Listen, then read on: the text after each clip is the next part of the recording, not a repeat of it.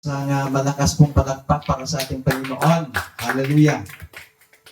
Ngayong umaga po ay darako na tayo sa salita ng ating Panginoon. Muli po tayong tumayo bilang paggalang natin sa salita ng ating Panginoon na matatagpuan po sa aklat ng Ephesians chapter 2 verses 8 to 9. Babasahin ko po sa New International Version. For it is by grace you have been saved through faith, and this is not from yourselves, it is the gift of God, not by works, so that no one can boast. Pagpalain ng Panginoon ng kanyang masalita na ating pong nabasa. Mahal na po kayong umupo. Mula po sa talatang ito ay nais ko pong bigyan ng paksa ang mensahe ng Panginoon na nagsasabing the power of grace, ang kapangyarihan ng biyaya. Ang sinasabi po ng ating pong teksto, hindi tayo naligtas dahil sa ating magawa, kundi naligtas tayo sa pamamagitan ng biyaya ng ating Panginoon at sa ating pananampalataya sa Kanya. Hindi galing sa atin yung kaligtasan, kaya wala tayong dapat maipagmalaki.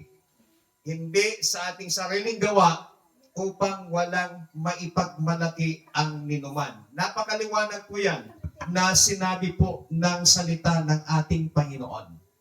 At kung papansinin po natin, grace is the heartbeat of the gospel. Yung biyaya ng Panginoon ang siyang pinakapuso sa Ebanghelyo ng ating Panginoong Kristo. And Christianity is not based on earning God's favor, but receiving His gifts. Bilang isang mananampalataya, yung buhay ng pagiging Kristyanismo ay hindi lamang nakabase doon sa pagtanggap mo ng pabor ng Diyos, kundi sa pagtanggap mo sa biyaya ng ating pong Panginoon. And without grace, no one could save. Kung wala po yung biyaya ng Panginoon, wala pong naligtas. Sapagkat ang ibig pong sabihin ng grace is God's undeserved favor and divine empowerment for daily living. Yung salita pong grace, ito po yung bagamat hindi ka karapat-dapat, hindi tayo karapat-dapat, doon sa pabor ng Panginoon, doon sa kaloob ng Panginoon, pero ipinagkalob niya sa atin. Pero tumanggap tayo doon sa kaloob, doon sa biyaya ng ating Panginoon, na kung saan nagagamit namin ito para mapalakas ang ating buhay sa bawat araw ng ating pamumuhay. God's grace is greater than sin and sufficient for every need. Yung biyaya ng Panginoon ay mas higit na dakila kaysa sa kasalanan at sapat na sa lahat ng ating pangangailangan. Karamihan hindi po pinapansin itong salitang grace at karamihan din po ay naa-abuse ang salitang grace. Dahil maraming nagtuturo ng grace ni God na naa-abuse. Marami ding nagtuturo ng grace ni God na kung saan ay very dogmatic yung kanila pong pagtuturo. But today, papag-aralan po natin yung mga simpleng ginawa ng grace ni God sa ating mabuhay. Ano ba yung kapangyarihan ng grace ni God? What is the power of the grace of God? Sa umaga pong ito ay magbibigay po ako sa inyo ng 5 kapangyarihan ng biyaya ng ating pong Panginoon. Unang-una, sa Ephesians chapter 2 verse 8 to 9, ang sabi po dito, for it is by grace you have been saved through faith. And this is not from yourselves. It is the gift of God. Not by works, so that no one can boast. Number one, power of grace is grace has the power to save. Yung biyaya ng Panginoon ay may kapangyarihang magligtas. Napakaliwanag sa ating binasa na dahil sa biyaya tayo ay naligtas sa pamamagitan ng ating pananampalataya at hindi ito galing sa ating sarili, but ito ay kaloob ng ating Panginoong Diyos. Hindi galing sa ating sariling gawa upang walang sinumang maipagmalaki. Kaya, no sinner can save himself. Walang sinumang tao, walang sinumang makasalanan na kayang-kaya niyang iligtas ang kanyang sarili. Because salvation is a gift received through faith. Yung kaligtasan ay natatanggap natin bilang kaloob ng Panginoon sa pamamagitan ng ating pananampalataya. And religion cannot save us. Good works cannot save us. But only God's grace through Christ save. Kaya hindi tama yung sinasabi nila, gagawa ka lang ng mabuti, gagawa ka lang, magpakabait ka lang, maliligtas ka. No. Hindi po gawa ang kaligtasan. Hindi po sa pamamagitan ng gawa para ikaw ay maligtas. Naligtas ka, kaya ka gumagawa ng mabuti para sa kapurihan ng Panginoon. Amen. Hindi ka gumagawa ng mabuti para maligtas ka. Ang sinasabi kasi ng iba na nagtuturo ng grace, gumawa ka ng mabuti upang ikaw ay maligtas. Pero ang sinasabi ng Biblia, kaya tayo nakakagawa ng mabuti dahil tayo ay niligtas na ng Panginoon. At napakaliwanag sa ating binasa na sa pamamagitan ng grace, ng biyaya ng Panginoon, ikaw at ako ay naligtas. Only God's grace can save us. Yung biyaya ng Panginoon, yung kapangyarihan ng biyaya ng Panginoon ay kaya niyang magligtas. Grace reaches where human effort fails. Sa Old Testament, work ang nangyari dyan. Kaya nga bumaba si Jesus Christ. Kasi walang sinumang makagawa doon sa mga utos ng Diyos sa Ten Commandments. Kaya bumaba si Jesus Christ kasi alam niya na mapifail ang tao. Kaya nung na-fail ng tao, ang ginawa ni Jesus, bumaba siya at hinanap tayo ng kanyang biyaya.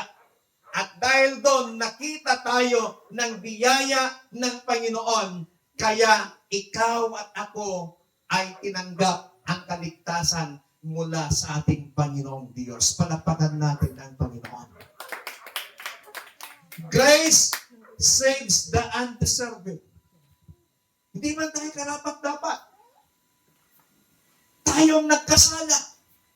Tayong nagkulang sa Panginoon. Tayong dapat maparusahan. Tayong dapat mapapo sa krus ng Kalbaryo. But because of the grace of God, even though na undeserving tayo, hindi tayo karapat-dapat, but the grace of God, ibinigay pa rin niya sa atin. Grace saves completely. Salvation is complete and available to all who believes. God does not partially save, He fully saves. Ang kaligtasang ginawa ng ating Panginoon ay kumpleto. Kaya wala ka nang dapat idagdag. Wala ka nang dapat gawin para ikaw ay maligtas. Hindi mo na kailangang lumuhod mula dito hanggang sa kalsada na nagmamakaawa sa Panginoon na humihingi ng tawad. Hindi na ho kailangan yon. Only grace of God. cansebas. Dahil yung ginawa ng Panginoon na trabaho ng kaligtasan ay kumplito. Ibig sabihin, walang pagkukulang. Ibig sabihin, wala kang dapat idagdag doon sa kaligtasan. Ang tanging kailangan lamang ho natin ay tanggapin yung kaloob na yan ng Panginoon. Tanggapin yung grace na yan ng Panginoon. Tanggapin yung kaligtasan na ginawa ng ating Panginoon Hesukristo mula nung siya'y napako sa cross ng Kalbaryo na umaabot na ng 2,000 taon ang nakakaraan. Tinapos na niya ang gawain ng pagliligtas. Tinapos na niya ang gawain ng kaligtasan.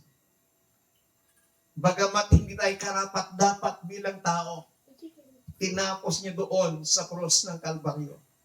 At ang sinumang tatanggap sa kaloob na yan, ang kaligtasan ay available sa lahat ng mga tao na tatanggap sa grace na yan ng ating Panginoon. Kaya yung unang-unang kapangyarihan ng grace, grace has the power to save. Naligtas tayo because of the grace of God. Amen? Hindi sa pamamagitan ng gawa. Hindi sa pamamagitan ng mabubuting gawa.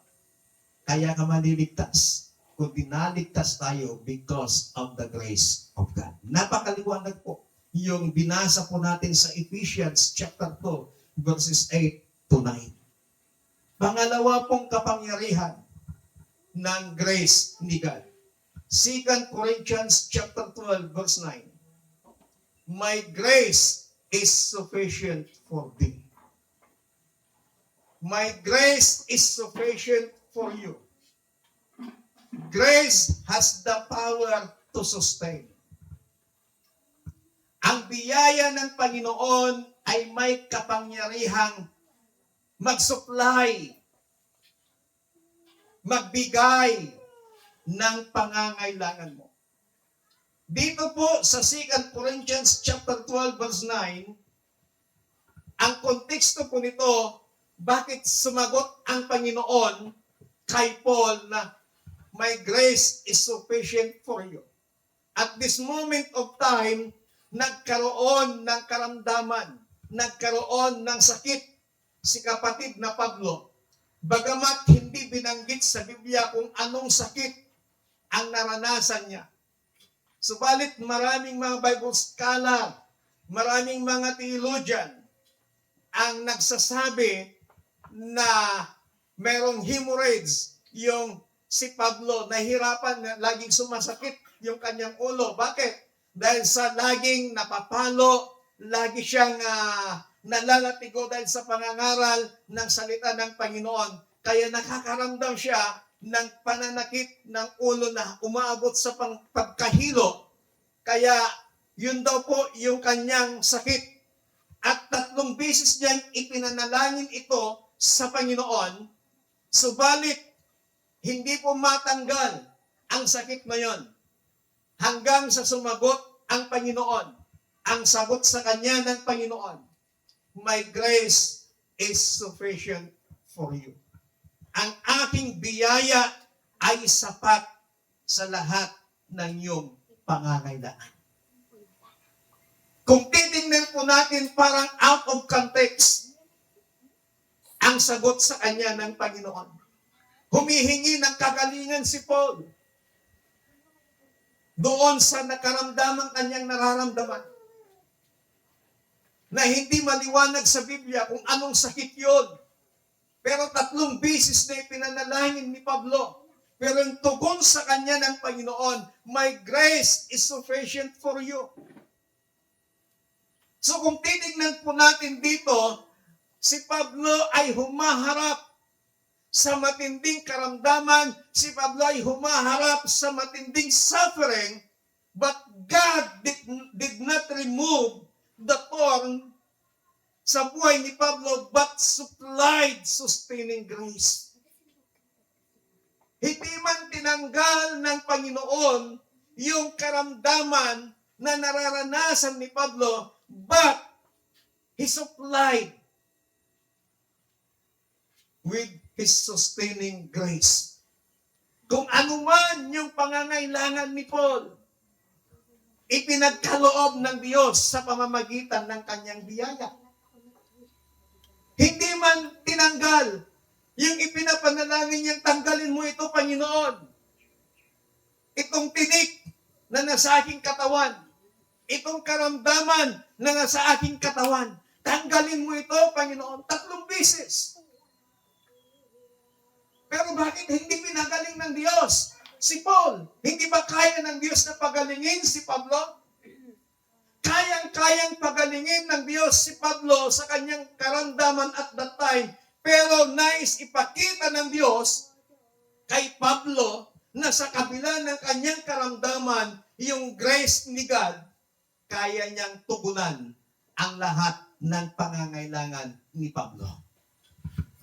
Ibig sabihin, the grace of God gives us strength. Yung kabiyaya ng Panginoon, kapag ikaw ay may problema, kapag ikaw ay may suffering, kapag ikaw ay may karamdaman, hindi ka man agad pinapagaling ng Diyos, but yung biyaya ng Diyos, binibigyan ka niya ng lakas. Lakas para harapin yung suffering. Lakas para harapin yung mga discouragement. Lakas para gawin yung mga ministry na binigay sa iyo ng Panginoon. Lakas para harapin yung mga temptation. Lakas para harapin ang lahat ng kalugihan na nangyari sa buhay mo.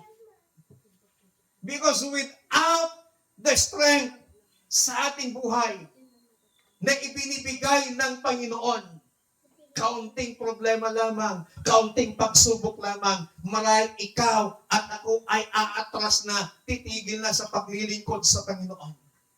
Kunting karamdaman lang, titigil na tayo sa paglilingkod sa Panginoon. Hindi yun yung gustong ipakita ng Diyos kay Paul at this moment of time.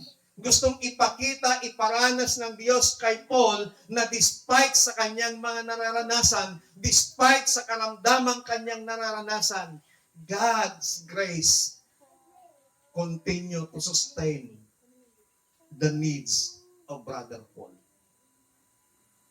Kaya anuman yung needs mo ngayon, kapatid, the grace of God can sustain. The grace of God has the power to sustain you, to supply your needs, to give us strength.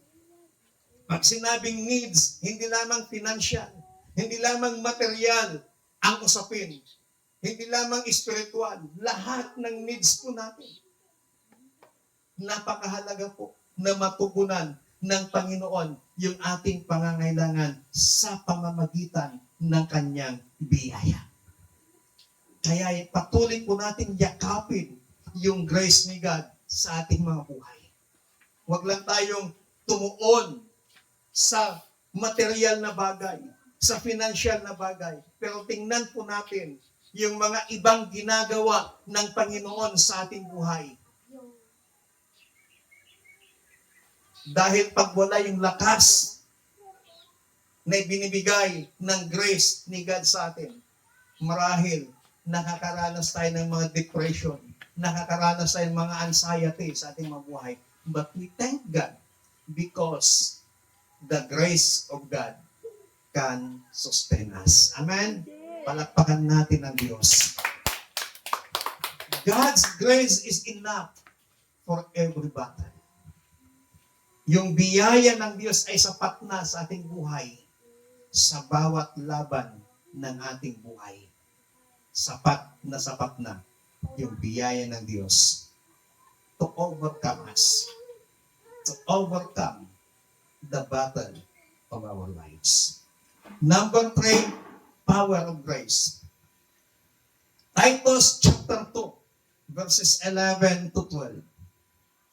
For the grace of God has appeared that offers salvation to all people. It teaches us to say no to ungodliness and worldly passions, and to live self-controlled, upright, and godly lives in this present age. Grace has the power to to transform. Yung biyaya ng Panginoon ay may kapangyarihang magbago. Hindi natin kayang baguhin ang ating sarili. Yung awit na gusto kong bumait pero di ko magawa. Hindi natin kaya. In reality, hindi natin kayang baguhin ang ating sarili. In reality, hindi mo kayang baguhin ang buhay ng ibang tao. Hindi mo kayang baguhin ang buhay ng kapatid mo sa Panginoon. But only God's grace can transform us. Sa pamamagitan lamang ng biyaya na tayo ay magbabago. Ang sabi ng ating binasa, it teaches us to say no to ungodliness and worldly passions. Grace teaches believers to deny ungodliness. Yung biyaya ng Panginoon ang nagtuturo sa atin para wag yakapin, para magsabing no o para tanggihan ang iniu-offer ng mundong ito na pagmamahal sa mundo. Ang biyaya ng Diyos ang nagtuturo sa atin para tayo ay mamuhay ng may kabanalan sa harapan ng Panginoon. Grace changes behavior and character. Magugulat na lamang tayo kapag niyakap natin yung biyaya ng Panginoon. Kapag niyakap natin yung grace ni God, magugulat ka na lang. Yung behavior mo, yung character mo, magbabago. And even sa ibang tao nakakakilala sa iyo. When you embrace the grace of God, makikita nila, wow, nagbago ng taong to. Dati maldita. Dati chismosa. Pati buhay ng taong lumakad lang sa kanyang harapan, naikikwento na niya.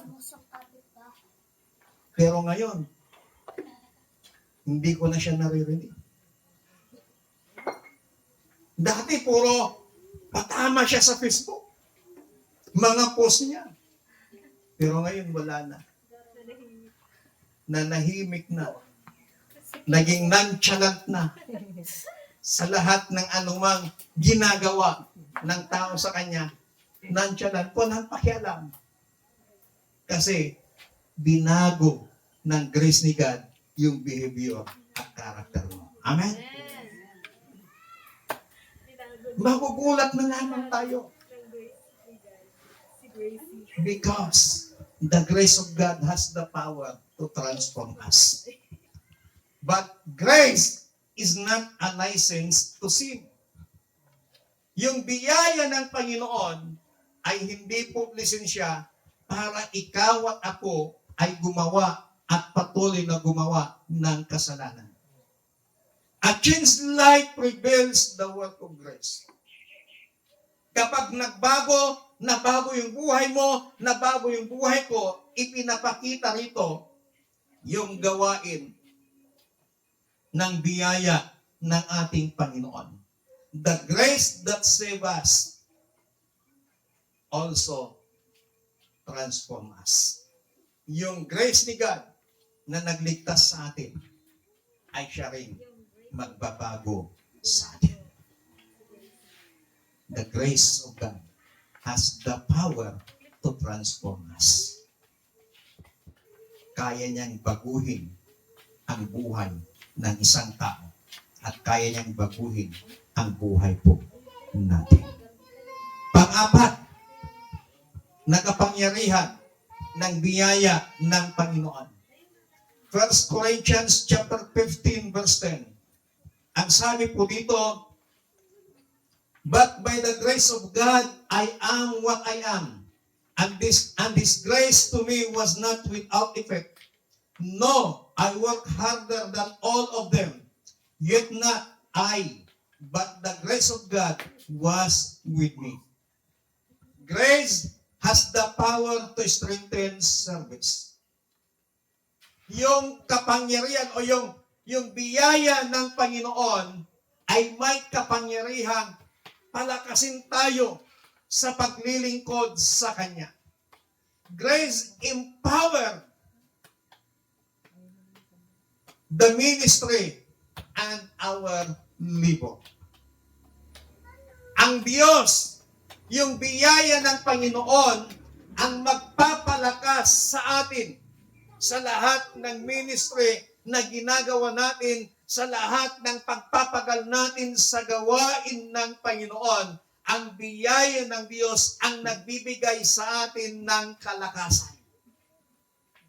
Dahil ang ating katawang lupa ay nakakaranas ng pagkapagod, but we thank God for His grace. Dahil doon, pinapalakas niya tayo para gawin yung mga ministry na ipinagkatiwala sa atin ng Panginoon at para magpagal tayo sa gawain ng Panginoon. We serve God not by our talent, but by the grace of God. And God equips ordinary people for extraordinary people. Yan yung kayang gawin ng biyaya ng Panginoon. Grace enables us to do what we could never do alone.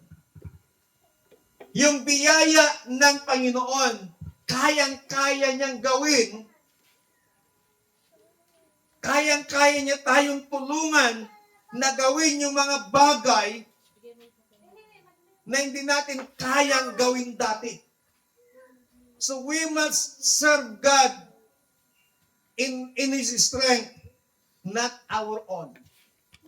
We must depend on His power sa bawat araw ng ating buhay. Kaya kapag gumawa tayo para sa gawain ng Panginoon, tandaan po natin that the grace of God has the power to strengthen service. Tutulungan, palalakasin ka ng biyaya ng ating Panginoon. Panglima at ang panghuli, nakapangyarihan ng biyaya ng Panginoon.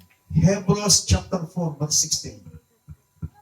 Let us then approach God's throne of grace with confidence, so that we may receive mercy and find grace to help us in our time of need.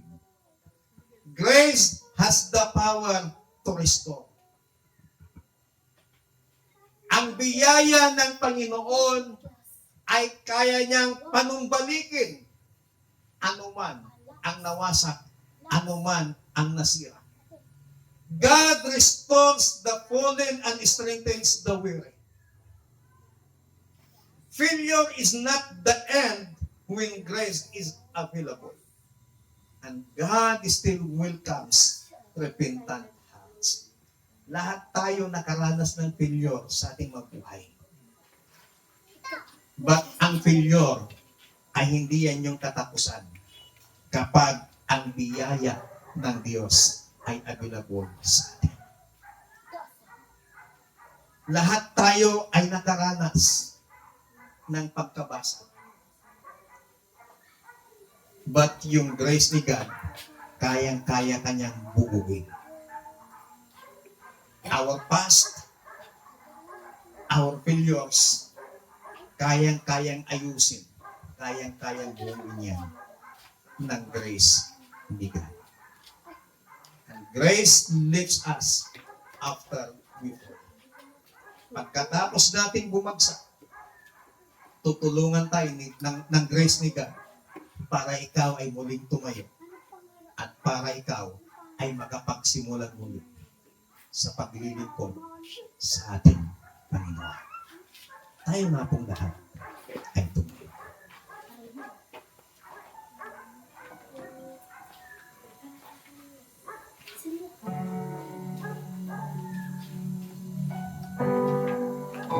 Hallelujah. The power of grace saves the sinner. The power of grace sustains the believer. The power of grace transforms the life, strengthens service, and restores the body. yung biyaya ng Panginoon ay may kapangyarihan. Sa iyong kinatatayuan, nararanasan mo ba yung grace ni God? Nagtitiwala ka ba sa grace ni God sa araw-araw? At ang grace ni God ba sa buhay mo ay visible o nakikita? Pasalamat tayo sa grace ni God. Bagamat hindi tayo karapat-dapat, despite sa ating mga kahinaan, despite sa ating mga pagkukulang, despite sa ating mga pagkakasala sa Panginoon, inabot tayo ng grace ni God. Hallelujah. Oh, we worship Jesus. We glorify them. Salamat, Panginoon, sa iyong biyaya. Thank you for your grace, O God, that save us, that sustain us, that transform us, and strengthen us to live for your glory. Panginoon, sa umaga nito, tulungan mo kaming magdepende lagi sa iyong biyaya. Tulungan mo kaming magtiwala lagi sa inyo, na hindi kami gagalaw, kikilos, maglilingkod sa aming sariling kakayanan, sa aming sariling lakas, but kundi magtitiwala kami sa grace ni God. Father, in the name of Jesus, through the power of your Holy Spirit, help us to embrace your grace and help us to experience your grace in our lives sa bawat araw. At tulungan mo kami, Panginoon, ng kapangyarihan ng iyong biyaya ay makita sa aming mga buhay, Panginoon. Hindi lamang namin basta-basta nararanasan ang kapangyarihan ng iyong biyaya, but makikita sa aming mga buhay, Panginoon. Wala kaming dapat may pagmalaki, kundi ikaw lamang, Panginoon. Salamat sa pagbabago, salamat sa kaligtasan, salamat sa pagpapalakas, salamat sa pag-restore mo, Panginoon, sa aming mabuhay. Salamat sa iyong biyaya. Salamat po. In Jesus Christ, mighty name we pray. Amen.